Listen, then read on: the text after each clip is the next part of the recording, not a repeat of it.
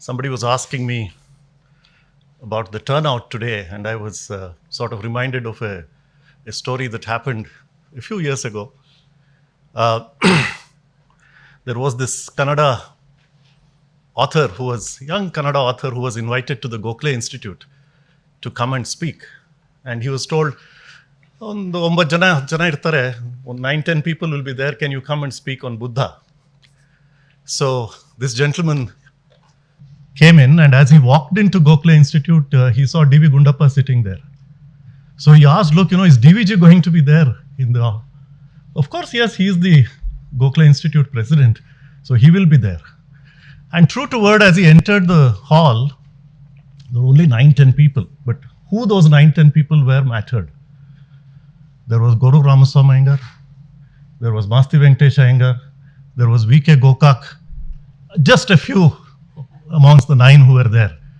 So quantity doesn't matter, quality matters, and that's what I see here today. So a very warm welcome to all of you on behalf of Azim Premji University. Delighted to be presenting today's program in our series of public lectures.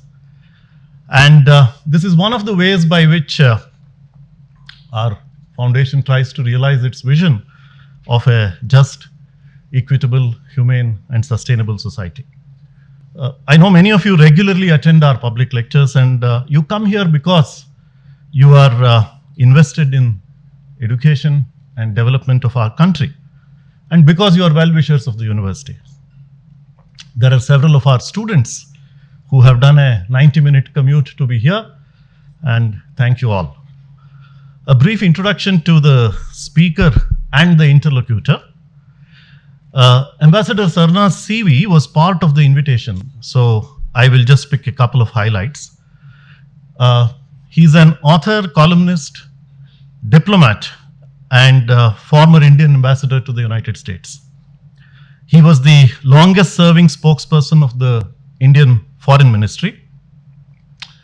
And I understand, and this is from fairly reliable sources, that amongst all the services, that is the IAS, the IFS, IPS, etc., IFS has the highest per capita books authored. And Mr. Sarna is a brilliant ambassador of that tribe. I can see several of you from the IAS and IPS communities here, so maybe this is your call to action. Ambassador Sarna will speak on being an author and a diplomat, 2 worlds in one. And during the Q&A, you can ask him how it was to work with 2 prime ministers and 3 foreign ministers. And I can assure you all of them were very interesting people. In conversation with him will be my colleague, Dr. Malini Bhattacharjee. Malini is the Associate Director of the School of Development at our university. She is eminently qualified to be the interlocutor for today's topic. She is the author of the much acclaimed book, Disaster Relief and the RSS, Resurrecting Religion Through Humanitarianism. So the author side of it is, the case is done. As regards the diplomacy part of it, she must also be good at it because Nagpur had a kind word for her work. A bit about the program for this evening. Soon after this introduction, Ambassador Navtej Sarna will deliver his talk for about 50 minutes or so. He will then be in conversation with Malini, and at the end we expect to have around 15 minutes for audience questions. Please join me in welcoming Ambassador Sarna. Thank you very much, Sudish, and thank you to the Azim Premji Foundation and the BIC for hosting me and hosting this event for this evening. I am truly grateful for all of you who have come. I know there are severe problems of traffic, and there are other attractions like voting in different places. And I submit to the supremacy of the Indian democratic process any day. But I know very valuable friends are here. I know some of you have to slip away, and it's perfectly fine. It probably, I feel that in this cozy atmosphere, 50-minute talk maybe too much to bear for the audience. So at some stage, if I tend to peter out, Malini, do please come in and we can have a longer chat. And that may be probably of more interest. But I'm so glad that you have chosen today, even though we are talking of diplomacy and writing and literature. I think the subject is biased in favor of literature and writing. And that is so much, because there's nothing out there in international relations today which does anything to gladden the heart. There are crises mushrooming everywhere. There is an absolute lack of global statesmanship. There is an absolute lack of idealism. What you see more is realpolitik being brandished and celebrated. It's all, people are doing that. There's a rise of geopolitical rivalries like the old days once again, the so-called international liberal order, the post-World War II order. Whether it was truly liberal or not is a different question, but at least it held the peace. And that has distinctly collapsed. But the world of literature, the world of writing, is a more comfortable refuge. It is something which gives us a promise, a hope. And it is this promise and hope that makes writers, poets, novelists, short story writers, and to some extent diplomats, actually go on working in the hope that one day things will become better. It's also very heartening, and I'm grateful for that, and I say it with all humility, that you have thought it fit for me to talk on both these two worlds, which shows to some extent that I have been part of these two worlds for 40 years or more, and or less than 40 years for diplomacy, more than 40 years for writing. And to some extent, I think I have, if it is not too presumptuous a word, have actually given my full devotion to both these two worlds. As I was telling somebody during this recent interview I did this afternoon, that these were like two deities who were in front of you, and you had to approach them with equal devotion. The minute you showed less to one, that deity got angry, and then you had to suffer for a few years or a few months. So it has been an exercise in balance. But it is something which I have not minded, because there would be probably no two other vocations to which I would have devoted 4 decades of my life with greater eagerness and greater passion. So when a friend suggested that we talk this evening on the diplomat as an author, I made only one counter suggestion, and I turned it around, that it should be the author as a diplomat. Because for me, this is not a technical distinction. I think it really matters what comes first.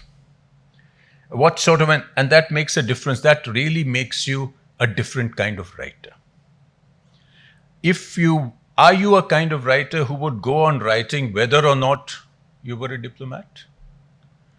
Or you became a writer because you spent several years as a diplomat?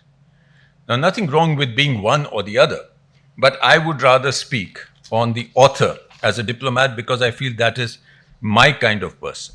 Because that decides what your basic passion is, what your predilections are, what your tendencies are, what your thinking is, what your mindset is. In my case, and if you permit me to indulge, start this on a personal note and then possibly let's see where it goes. But in my case, there was no doubt as to what came first. I was born into a family of literateurs. Both my father and my mother were writers. Both did fairly well in Punjabi writing and so on, very well recognized. And the only thing the house had was books. That was the only heritage, that was the only legacy, that was the only treasure. And books, literature, writers, and the art of writing, the problems of writing were sort of, the milk with Bonvita that one grew up on. And so somewhere it was inevitable that I would turn to writing. So after I was done with writing doggerel for school magazines and writing funny stuff for the wall newspaper in the college hostel, I wanted to break into somewhere where I could reach a wider audience. And naturally, very soon, in the 70s, where one grew up in Delhi University, I see Ram here, who grew up with the Delhi University at the same time. There were actually far greater avenues to write for a young person than I think today. Today, of course, you can write on your blog and you can write on social media and you can create a website and fine. But there's still, maybe I'm old-fashioned about this, but there's still something different than writing on your own blog and actually writing what used to be called a middle in the Times of India, a 300-word piece, which, certainly you felt that, the world had recognized you. Possibly there were middles every day, but you felt that today was the big day. So I started with those middles, and sooner or later there were bigger things, and I think the first time my name actually appeared in a major newspaper was 1977. It was somewhere in August, and I think no lover has waited with greater anticipation for his beloved than I waited for the newspaper wala that morning. I was in Jubilee Hall hostel and I was hanging from the parapet of the third floor, waiting for the first sight of the newspaper wala, who would be carrying what surely must be the most important article that appeared since the Gutenberg press. And that was my article on coffee houses, which appeared in the Sunday magazine of the Hindustan Times. And then other stuff followed. We wrote about various things and there were features to be done. Very, very, very interesting experiences. I won't bore you with too many, but one of the best was, I don't know if those who have traveled by train in India in the 70s, whether you traveled from Assam or Nagaland all the way to Delhi, on every station you would see on the walls written, Rishte hi Rishte, 27 Regarpura, Professor Arora, Mil to lein. Well, hum mil kya hai? I went to see him. And I took my photographer friend and we went and we met him. And he was an amazing man. He was sitting in this small flat in Regarpura and he had these decks of postcards, the old postcard, on which people had written to them, my daughter, my son, age this much, complexion wheatish, this, that, whatever. All those ads were there. And he was classifying them. And he was classifying them according to qualification, according to caste, according to age, and so on. And then I said, I want to write about you. So he said, yes, aa jaiye. So he told me to come on a particular day, 3 or 4 days later, where he had his marriage bureau. The marriage bureau was on the street in Regarpura. And in Regarpura, you have the slums and the pigs coming from the Nala. Amidst all this hullabaloo, there was this gathering of people who were coming, and he was doing what today is called networking. His memory was so good that he was actually putting people in touch with each other and saying, your daughter is interested in this, here's a boy who's, etc. And I heard this crazy conversation where the boy's parents were saying, our boy, he does science, This year he's probably going to get the Nobel Prize. And the girl's parents were saying that, yes, our girl did science in school, but then sort of, so stuff like that was happening. It became a cover story for the Youth Times. I also did a story on the sex bureaus. There was a man with a big white turban whose picture used to be stamped on every tree in Delhi, Hakim Harkishan Lal. And he used to sit in Lal Kuan and he promised you sexual vitality, which would be good for next 7 lives. And when I called him as a journalist, he said, Hakimji is in Hardwar. So I decided I went to him as a patient. And there I spent about an hour with him.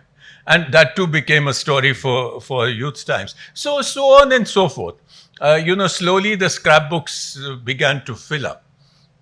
And as the scrapbooks began to fill up, even as they began to fill up, and one had fairly decent success, I even had a visiting card for as university correspondent of the evening news for Hindustan Times, which was a very sought after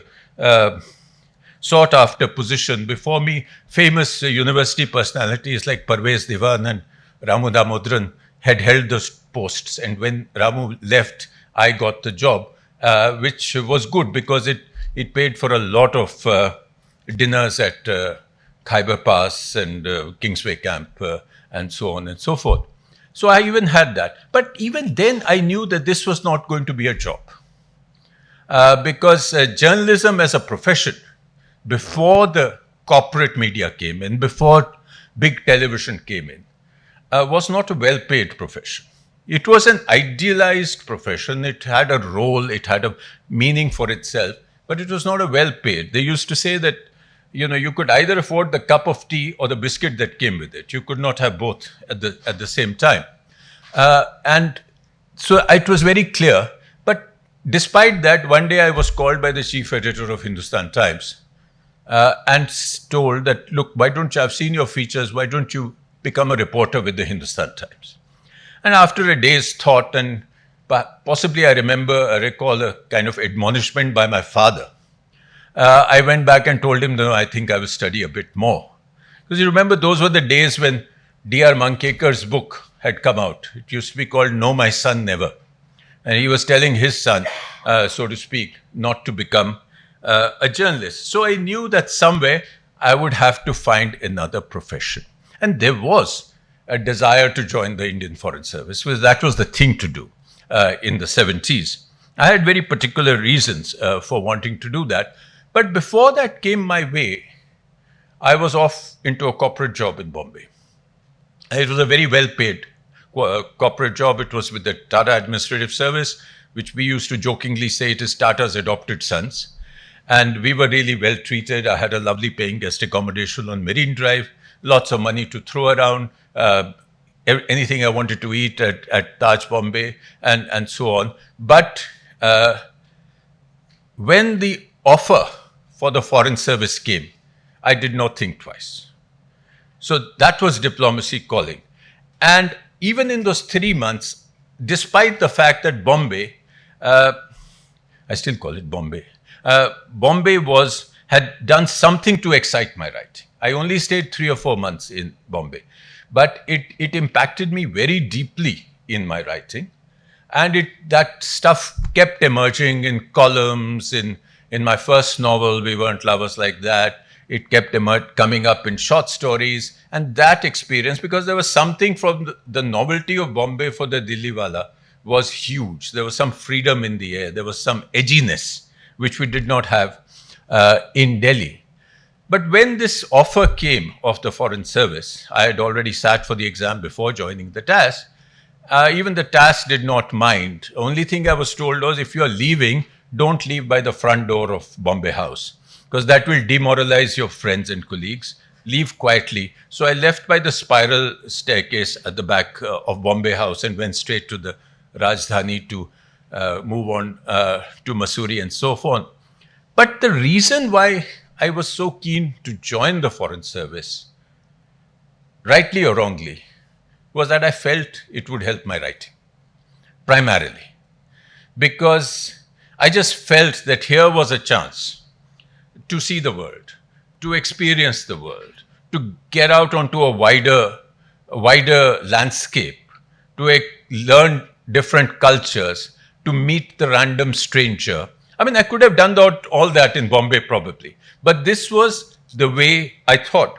And I think that is something which has stayed on for 40 years, 4 decades later, 10 books later. I don't have a single days of regret on either front. And the reason for that, I think, is that because if you approach these two deities with the right amount of devotion, they are actually complementary to each other.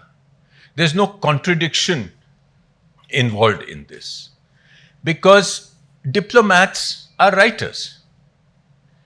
I mean, any good diplomat must be a good writer, because you are traders in words.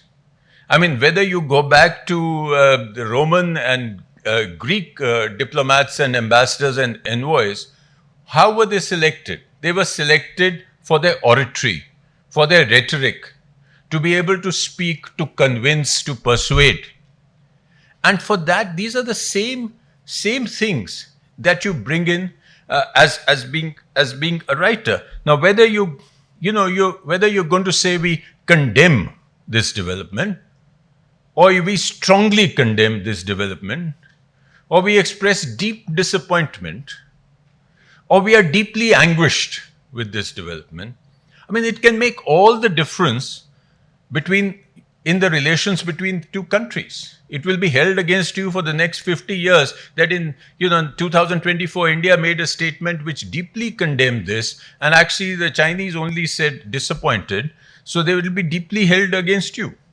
So, so how much door do you want to leave for redress? How strongly do you want to express yourself? This is what diplomats do day and night. I mean, the kind of hours that are spent in the Foreign Office for choosing what is called the mot juste, the right word, which one to apply. I mean, the kind of negotiations you would have working out a joint statement. I mean, Lata is here, she will tell us, the joint statement between India and Pakistan, how much you will fight over the use of one word, because that's going to go in record. That's going to be able to, both countries are going to go back and tell their bosses, we did it, we showed them, see what we got. Now, both of them should be able to do that. Both of them should either be equally unhappy or equally happy. So, this is something which is common between the two professions or the two vocations. I shouldn't call it profession. Writing for me is not a profession, more a vocation. But in fact, it's not just in this joint statement and negotiations, particularly multilateral negotiations, but in your other stuff, everyday speeches, press releases, statements, and how you're communicating with your headquarters. I mean, in the old days, we used to have most of our dispatches were sent by diplomatic bag. Sometimes it would take 2 weeks for the bag to reach. And some of our ambassadors, our seniors, who were particularly careful, used to not even dictate their dispatches. They would write in handwriting and then seal it twice and put it in the category A bag, and that is how it would go back to Delhi. And then, of course, your diplomatic cables. The diplomatic cables, which are the bread and butter of diplomatic reporting. And these are, you have to be a good writer to make an impression in a good cable, because very often in the foreign service, a lot of people never see each other through their 30, 35 years. They are never posted together. If one is at headquarters, the other one is abroad, or they see each other at a distance once or twice during their career.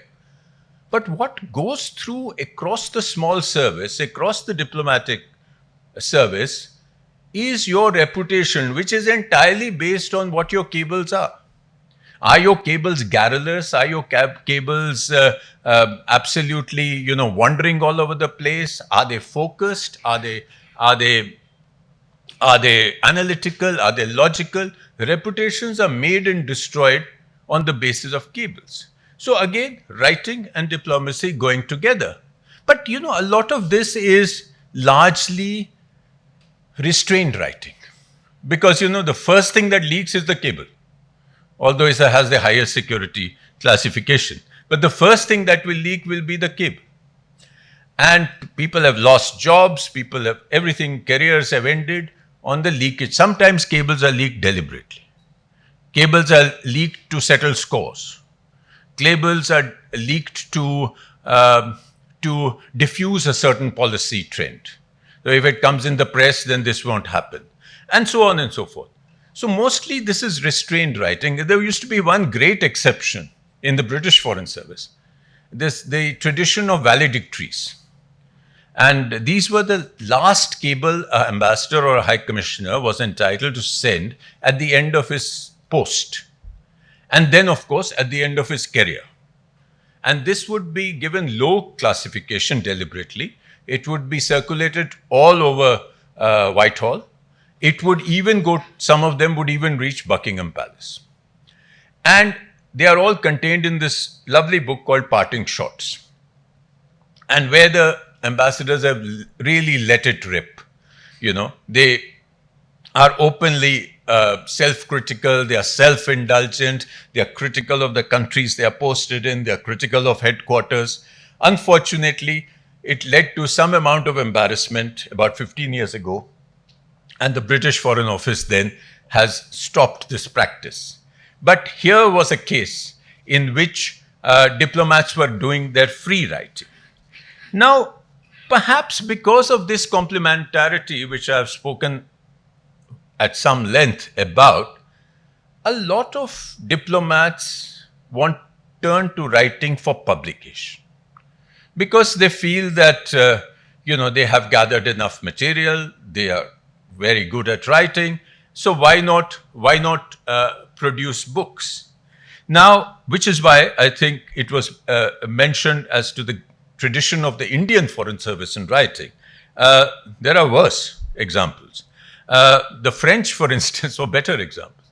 The French, for instance, reached their apex in 1937 when 50% of the diplomats at the Quai d'Orsay were published authors. And there's been a study, a continuing study of the Italian diplomatic service. And by latest count, 1,400 books have been published by about 340 diplomats, retired or serving, since the Second World War in the Italian Foreign Service. The Indian service has not done too badly at all. A colleague of ours, Abheke, he's a published poet, he's done this study. And in that study, it is 150 Indian diplomats have published books. Now, what do the majority of these diplomats publish? The Italians have done this analysis. The bulk of that 1,400 books is international relations and history. And then there's a smattering of poetry and law and various other things. Because that is what diplomats know best. That's what they have been dealing with. So they have that knowledge, the practitioner's knowledge. Because then what has happened is that earlier, if you recall, 20 years earlier, the majority of books on international relations were written by academics. Or at best, they were written by senior journalists who had been covering international relations for years. Now, all these were based on archival resources, they were based on personal notes, they were based on interviews with leaders. And these are valuable books. They were used as textbooks. But you could not, by any chance, mistake them for easy reading. Now, what has happened in the last few years is the emergence of the scholar diplomat. A lot of our diplomats at age 60 are asked to walk out of South Block. Their car is taken away. Their house will be taken away in 6 months. Nobody will send them the newspaper the next morning. They have so-called retired. But they are too young. Their minds are active. They don't want to simply go back and tend their garden and look after old papers and all that. They want to be intellectually active. And for most people, honorable exceptions apart, the corporate boardroom is not their natural place to be. They are more at home at universities, at think tanks, at strategic forums. And here they get, research assistants, they get subscriptions to expensive journals, they get, platforms to speak, they are involved in track 2, track 1.5, etc., etc. And this is what adds to their ongoing self-validation and their intellectual activity, and all to the good. Now, it is these diplomats who in recent years have produced this amazing set of books, which are scholarly works from a practitioner's point of view. on China, on Pakistan, on West Asia, on the UN, on Africa, on the European Union, and so on. And these are, again, they are what is called a new genre, maybe a new genre of popular foreign policy. These are usually without footnotes, without heavy writing. They are readable, they are well written. This is the diplomat as an author. The distinction that I was trying to make right at the top of this talk. And they have to face one problem, of course: what to write and what to leave out. A lot of them have kept personal notes, detailed diaries of conversations. Where do they conflict with the Official Secrets Act?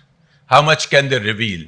So everybody finds their own solution or finds a way to defend what they have written. And a lot of our colleagues, a lot of my colleagues former colleagues have written these very readable books. But let me now turn away from this and go back to the author as a diplomat. And this is the creative writer as a diplomat, as against the scholar diplomat. This is the person whose basic passion is writing, but he also has to show enough commitment to diplomacy, more than simply that this pays my bills. He actually has to be a fairly good and a fairly successful diplomat. Otherwise, he will be under attack sooner than later. Now, there may be not so many people of this kind amongst these various services that we have talked about, but some of them are better known. I mean, the first one who's very well known is Geoffrey Chaucer, who was, and I have it here, he was the first literary man to practice these dual arts. He worked for the English royal service and conducted diplomatic missions on behalf of King Edward III in France, Spain, Italy in the 1360s. And all the time he was writing. In fact, there's one essayist who's written a long essay on this subject. His name is Robert Fay. And he actually takes you further back. He takes you to Paul. And he quotes from Paul, the apostle. He was the emissary of the nascent Christian nation. And he was traveling in present-day Turkey, Syria, Lebanon, etc. And there he recounts his adventures in his famous epistles. And he writes in his letter to the Ephesians, "Pray also for me, that whenever I speak, words may be given me, so that I will fearlessly make known the mystery of the gospel, for which I am an ambassador in chains." So it goes back even to Paul the Apostle, if you take Robert Fay's word for it. But if you come back to the medieval period, the most famous writer of Italian vernacular prose, Giovanni Boccaccio, the author of the Decameron, was an ambassador. He was an ambassador for Florence, and he was named ambassador to Lombardy, to Rome, and sent on different missions.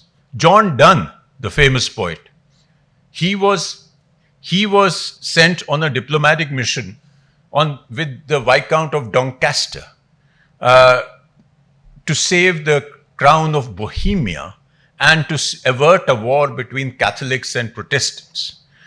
This mission failed, and it resulted in the 30-year War, not because of John Donne's fault, because he actually got decorated during this mission.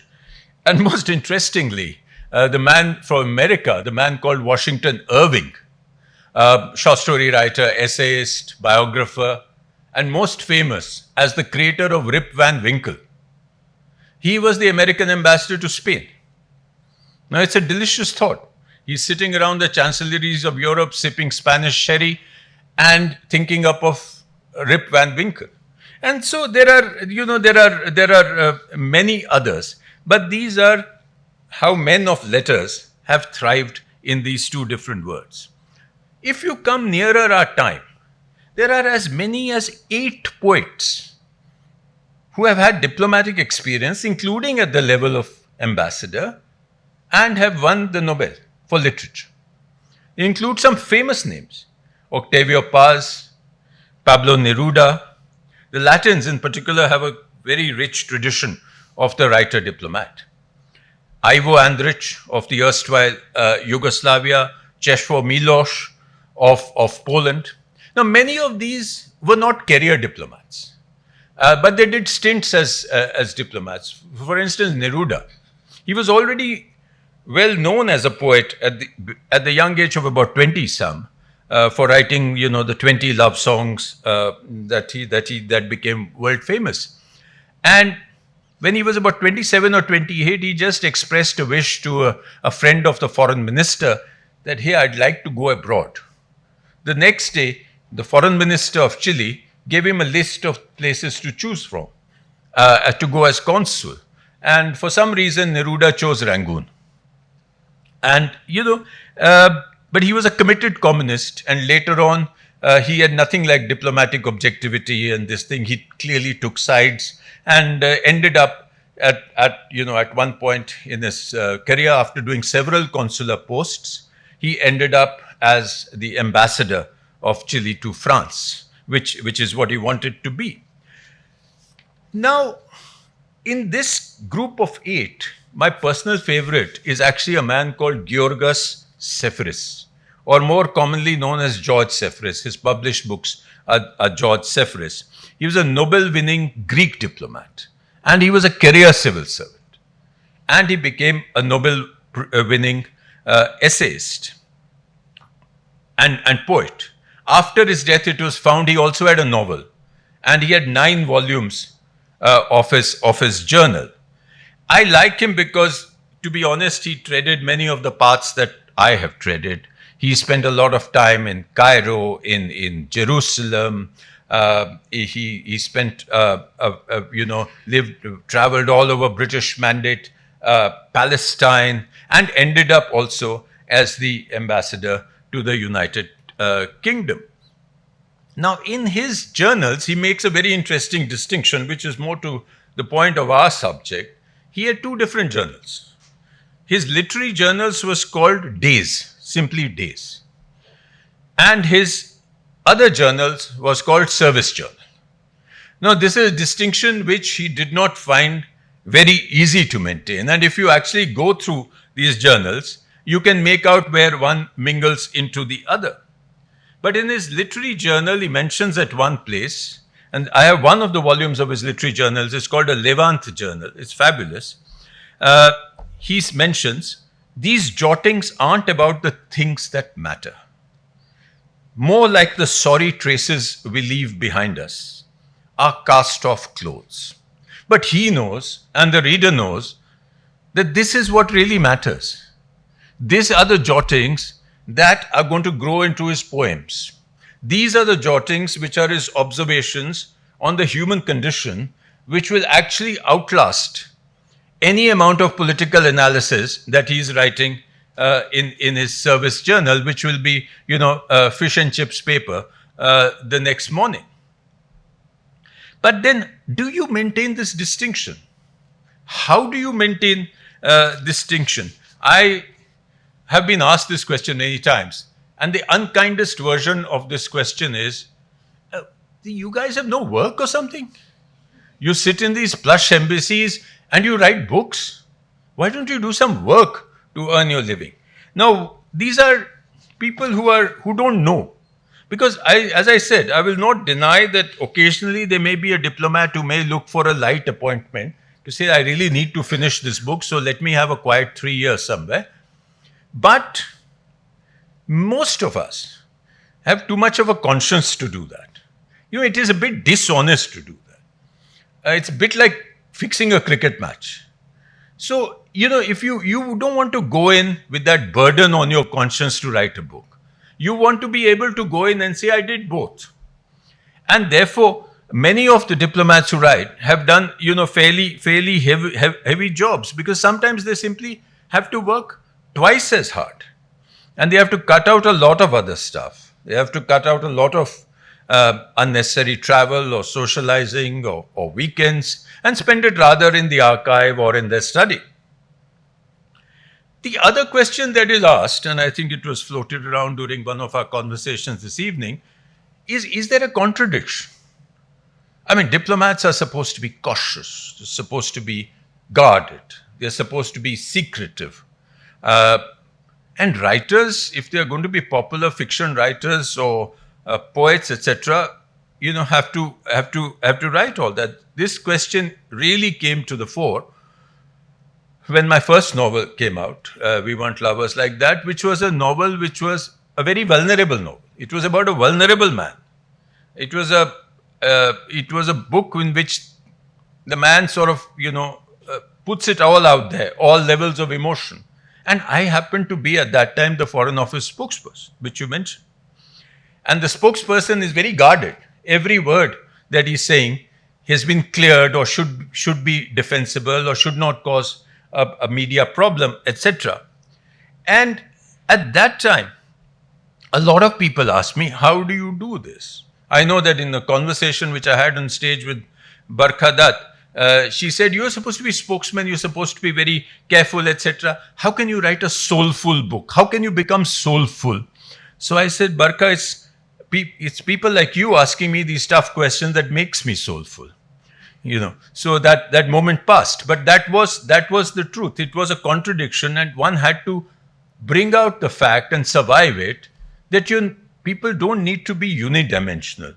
People can actually carry off more than one thing. So what exactly does the writer bring to diplomacy? We've already talked about the language, etc. I won't go into that. There's also a deeper sensibility. I'm not saying that diplomats who are not writers would not be sensible, more have that sensibility, but it's a game of percentages. Because of the fact that the person is doing his other thing, there are certain things which he's more likely to catch, rightly or wrongly, than somebody else. Then he brings to it, normally, and any good diplomat should, but a writer diplomat definitely will bring a kind of intellectual curiosity. This is what Primo Levi called the cheerful energy. As if you don't have that cheerful energy, which both a good writer and a good diplomat should have, if you don't have that willingness to engage, then you should not be a diplomat. And you should certainly not be a creative writer. So here again, the two words meet. And he's more likely to approach a place where he's posted, I would dare to say, at a more civilizational level. What T.S. Eliot calls the historical sense. This historical sense that the past is not just the existence of the past is important, but the past is always present. Now, if a person approaches a country from the point of view of literature, he's more likely to get to that point very quickly. For instance, a lot of writer diplomats, and I can again only give my personal example, I hate to generalize, there have been far too many generalizations in this talk so far anyway, but my personal example, I always approached a country through a novel. Because there's more a good novel can teach you about a country than the pile of briefs that we will read. We have to read them. But there's more to it that you can. When I was posted to Israel in 2008 as ambassador, I remember the first few Shabbat afternoons when no phones were ringing, and I found this beautiful that on a Saturday, you can have a day and a half from Friday afternoon to Saturday night completely for yourself. I went through the novels of Amos Oz. I read The Black Box. I read Yehushua's Mr. Money. And those two books themselves proved to be priceless as an introduction to a very, very complex and stratified Jewish society that I was going to engage in. And all this happened in the first 1 month. Now, the other advantage that a writer has is that he opens up a new door, usually. Again, it's not that a non-writing diplomat won't do it, but he'll make a special effort. A writer diplomat naturally opens doors of other writers in that country. You form a new congregation of of, of readers, because they accept you more easily. If you say, this is my book, may I give it to you? And the chap will say, yeah, but I must give you my book. And there starts a new relationship. I suppose it would happen between two scientists. It would happen between two sportsmen if he were doing that role. But I'm speaking from the point of view of now this, I have followed this passionately. I have looked for writers in every country. I've even looked for dead writers. In my very first posting in the Soviet Union, one of my most memorable days was the day I could actually visit a few miles out of Moscow after a due permit and all that, a writer's village called Peredelkino in 1983, early spring, and find the grave of Boris Pasternak.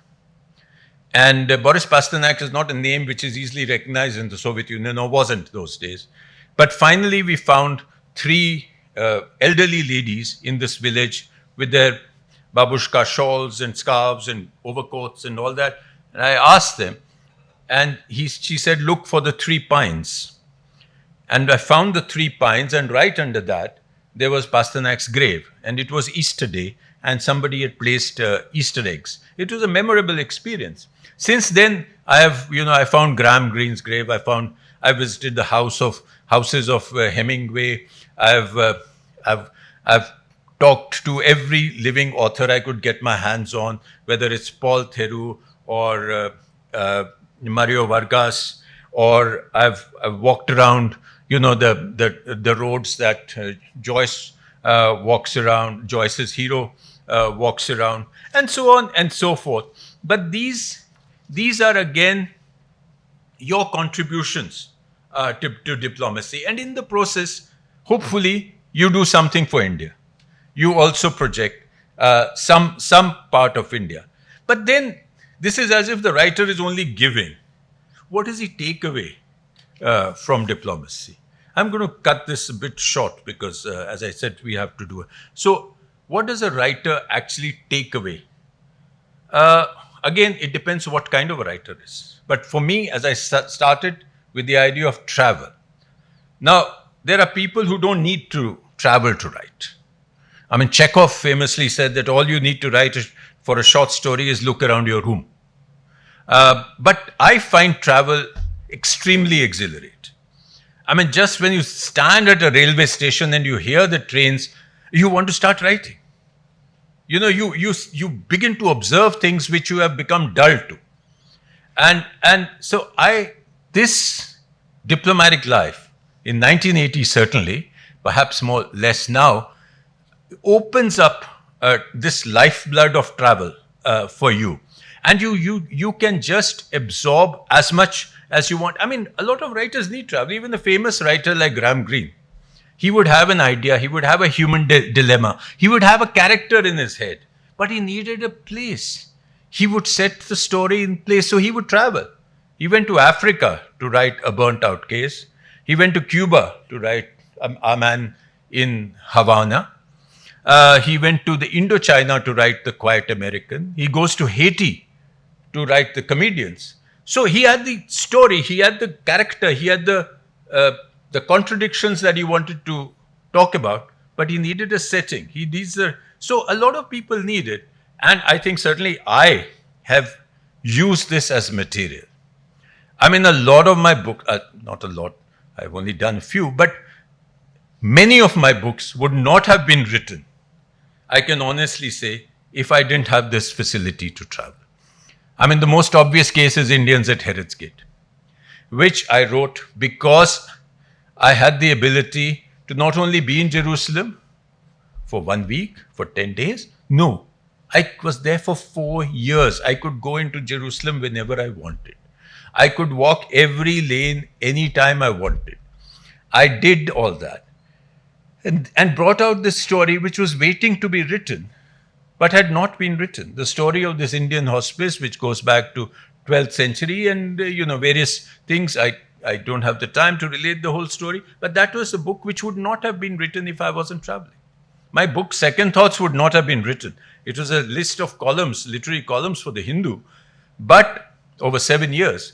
But most of those columns were written when I was traveling with a book to that country on official duty. Now, I had a novel in my hand. Nobody's going to say, why are you reading a novel, etc. I had Babarnama with me when I went to Kabul. I had various books with me in every country. So the Second Thoughts has been written because I was there. I would not have been able to write The Exile, which is on Maharaja Dalip Singh, if I didn't have the facility to travel. And I couldn't have paid for it, to be honest. I did 6 trips to Lahore. Those were good years between India and Pakistan. And I was traveling as spokesman. I would take a few hours, I would take an extra day, and I would walk around Lahore Fort. And I got the flavor of Lahore Fort. I got the flavor of what young Dalip Singh would have been seeing, what Maharaja Ranjit Singh Empire would have sounded like, all of which I could put in the book. I could travel to Paris and spend a few days there and walk to every address where Dalip Singh stayed. I had the addresses, but I wouldn't have had the time or the money to do this otherwise, because I've never got a writing grant in my life. So you get material. And some of it material is not just, there also famous writers get material. Octavio Paz. His stay in India was critical to his writing. And he writes, the Nobel Committee, when they gave him the prize, said, in 1962, Paz was appointed Mexican ambassador to India, an important moment in both the poet's life and work, as witnessed in the various books written during his stay there, especially The Grammarian Monkey and East Slope. Now, these books gave him the strength, they gave him the leverage to actually resign in 1968 as to protest against his government actions in Mexico. He used to walk around Delhi, he traveled throughout India, collecting stories, studying Indian architecture, studying the monuments of India, all of which went into his poetry. Now, Neruda, for instance, did not use India. Neruda was, the nearest he came to was he was posted as a consul in Colombo. He traveled to India as long back as 1928 to attend the Congress session. And later on, he came in 1950 and he was put off because he was a communist. So our customs gave him the rough treatment. And they opened up his suitcases and he got very angry, reportedly. He was made to wait a bit in Pandit Nehru's office. That put him off a little more. So he never actually wrote about India, but he's written a lot about other stuff. But India did not impact him. So, again and again, I come back to this. These are two things that go together. Because diplomacy is, we always talk of the protocol, vitriol, and alcohol. The Indian version is protocol, alcohol, and tea and call. But nobody remembers the sweat. Because very often, diplomats are posted in remote places, in difficult places, crisis-ridden spaces, roads are being bombed, bullets are falling in your garden, radioactive cloud went over us in Poland from Chernobyl. You are in a lot of difficult situations. And there, if you are a writer, and again, I'm generalizing this to a writer, but I tell young diplomats, what is your second string? Unless you are something, you will fall victim to Mr. Walker, Mr. Johnny Walker. And that was what takes some of our best people. So again, this is a refuge which the writer in particular has, and anybody else, but I'm talking as a writer. It restores your sanity. It gives you a world to withdraw into. And I'll only quote once again from my friend Zephyrus. He says, the treadmill of my public life shows no signs of letting up, nor does the exhaustion or the sense of shame that are the price of our daily bread. One good thing comes out of this tournament. It hasn't assimilated me. I'm not like the foods it habitually digests. As a man of letters, I belong to a world that it shuts out.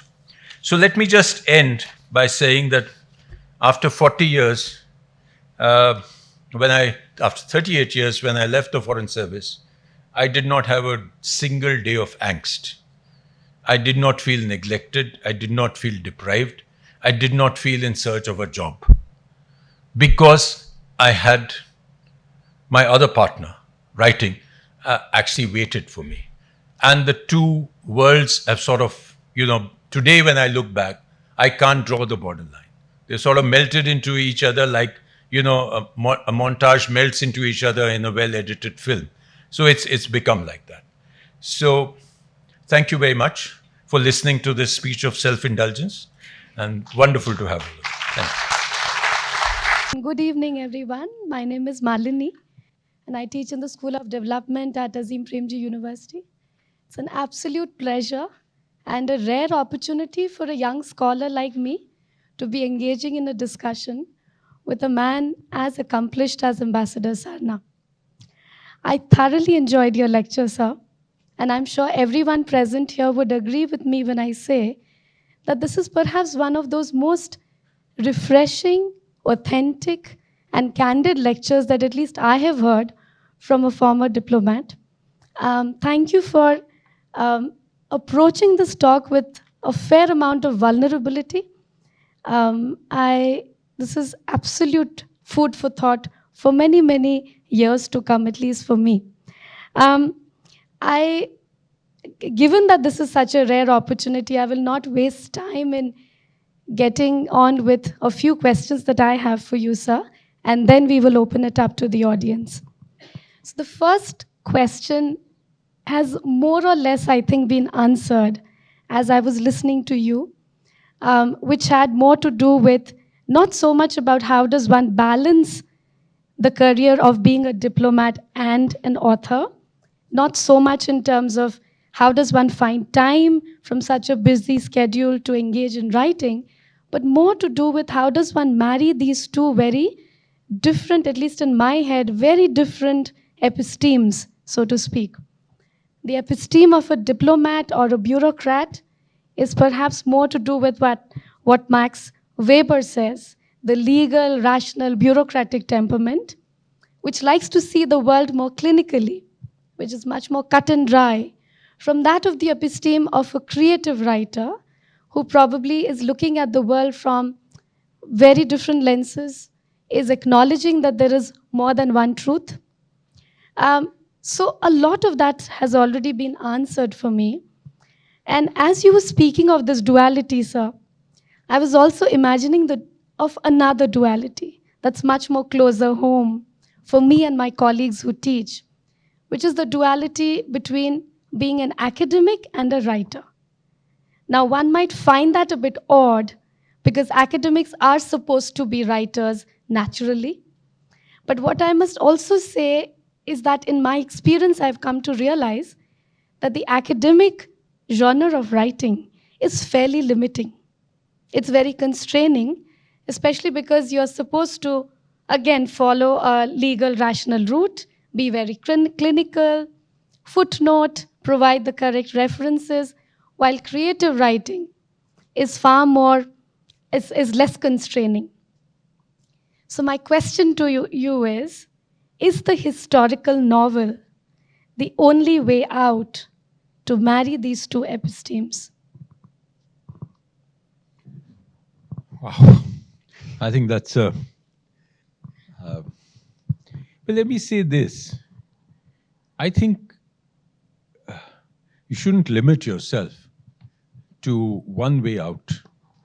I think it was, if I remember the words right, it was Scott Fitzgerald who said that the test of a first-rate intelligence is the ability to hold two contradictory ideas in your head and also retain the ability to function.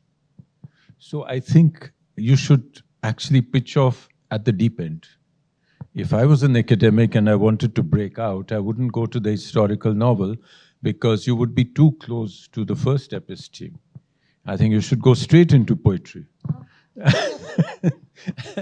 You know, the further you go, the easier it will be.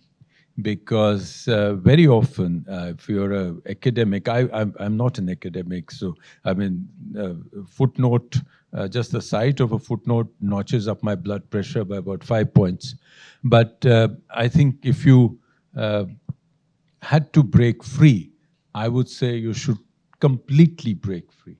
And I don't see why it's difficult.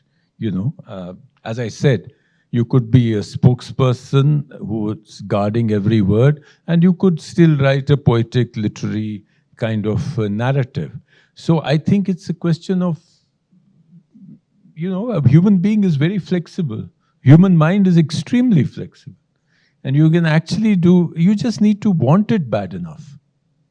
True. Yes, I will take that very seriously, that piece of advice.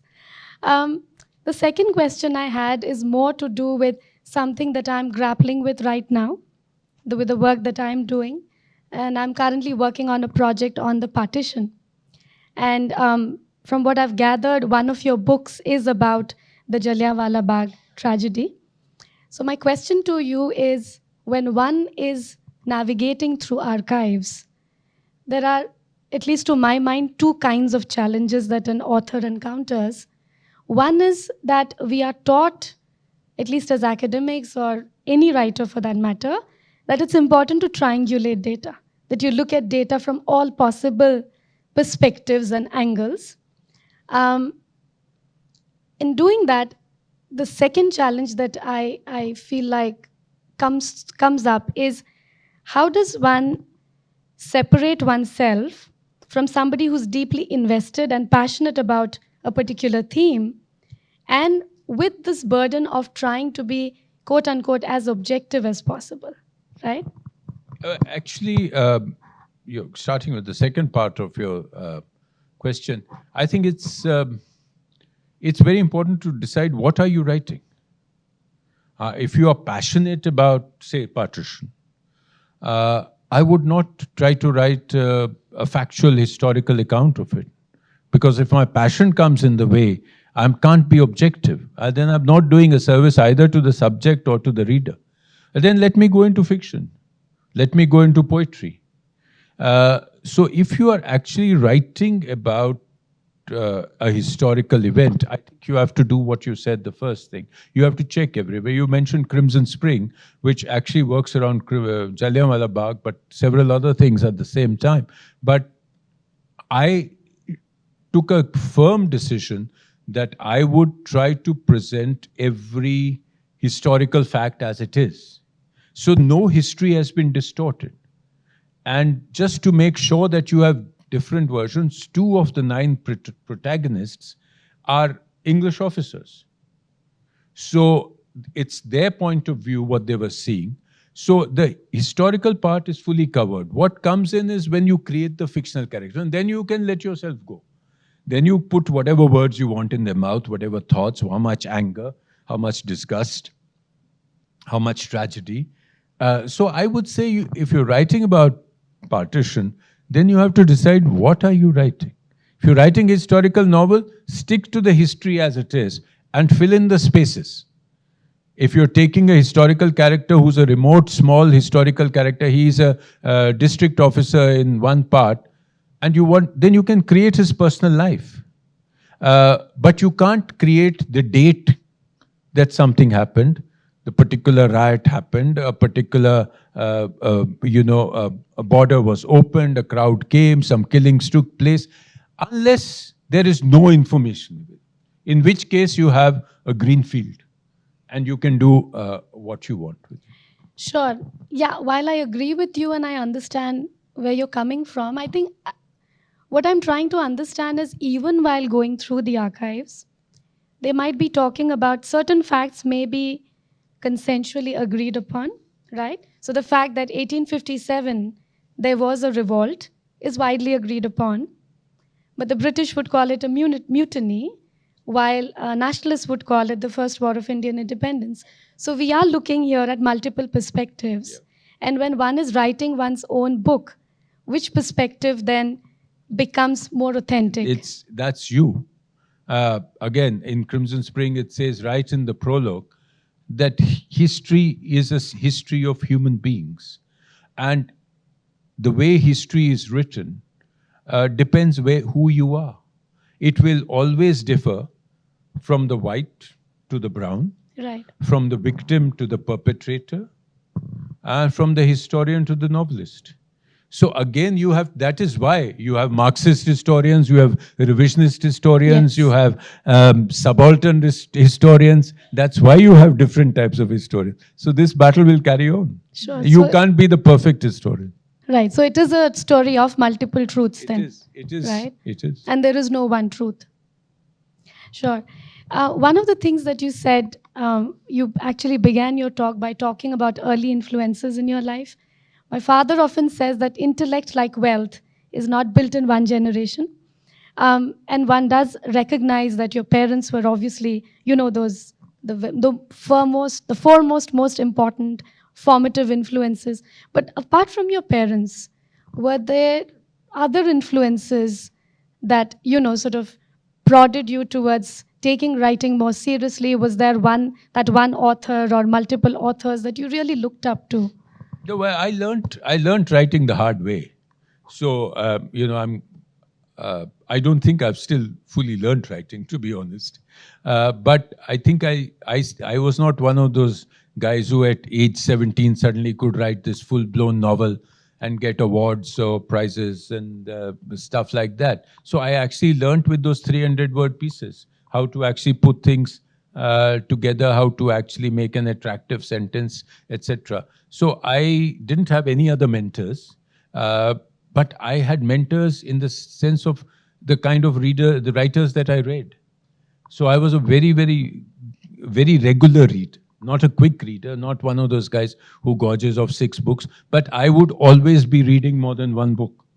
So, I mean, that sort of, I sort of developed my style, I developed my influences from other people who had trod the same path. And I actually learned how to write a small article, how to do a book review, how to then move to a short story, how to then actually jump from a short story to a novel.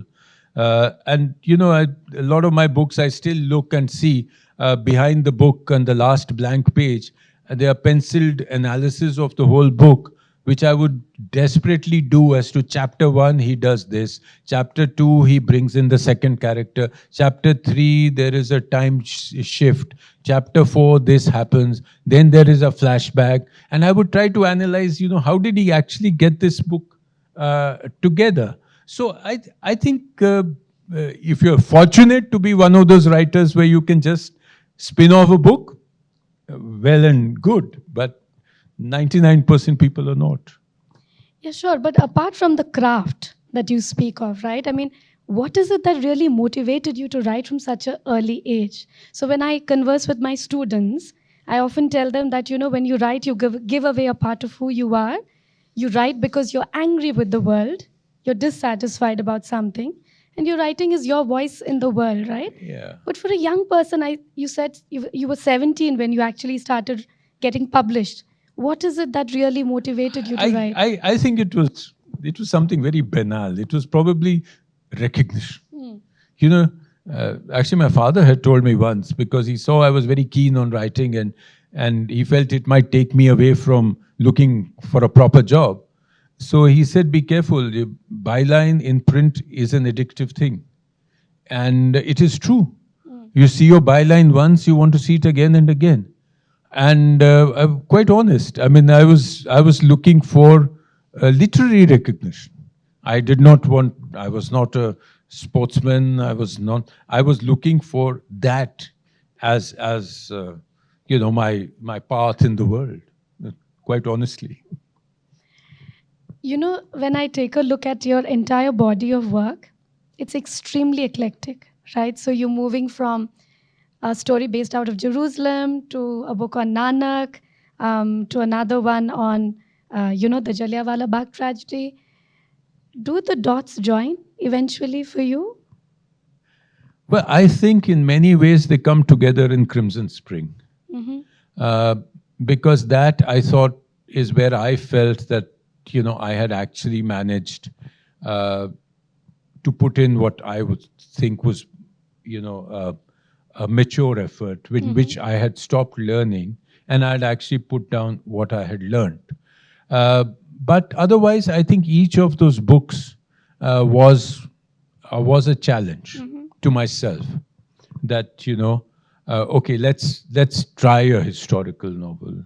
I want to do a travel book. So there were multiple sort of things, and then some things just come straight up. Some things, for instance, the book of Nanak, I would not have written, except I had a free 3 months, and Penguin at that time was looking for a book like this. So they wrote to me, they commissioned me, and I sat down for 3 months and I wrote that book. But for that, the rest of it has just been that somebody saying it, and it getting stuck in my head that let me do this, and then not worrying that it was a different genre. And some things are again organic, like short stories. My collection of short stories, Wintry Evenings, they were not written in a run. They were stories written over a period of 15, 20 years. So then finally the publishers decide, okay, we can actually take a book of short stories of yours. Initially, nobody wants your short stories. Everybody I send my short stories to, they said, okay, very nice, but come back with a novel. So ultimately, after 2 novels had been published, they said, okay, now give in your short stories. So, some things are organic, so it carries on like that.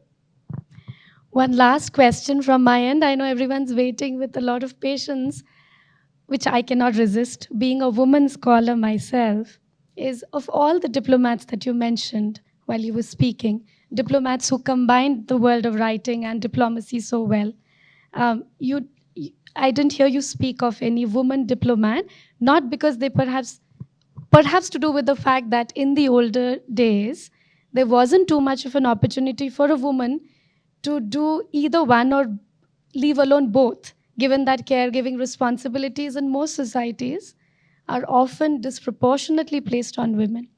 But is there hope for women diplomats to combine these two worlds? I didn't leave out women deliberately. I never do.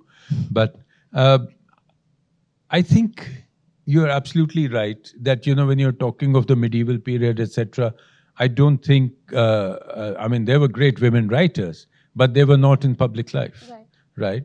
But again, you would find a lot of scholar diplomats amongst the women.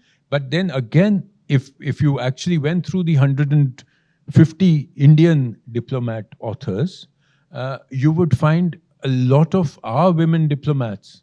You have a Bangalore personality. You have Nirupma Menon Rao. She's written both academic book on China, and she's written poetry. And you have several others who have written novels, who have written poetry. But I did not break down the Indian list. Fair enough. All right. With that, we will bring this very engaging, very enriching conversation to a close. Thank you all for being so wonderful an audience. And thank you so much, Ambassador Sarna, again. Thank you.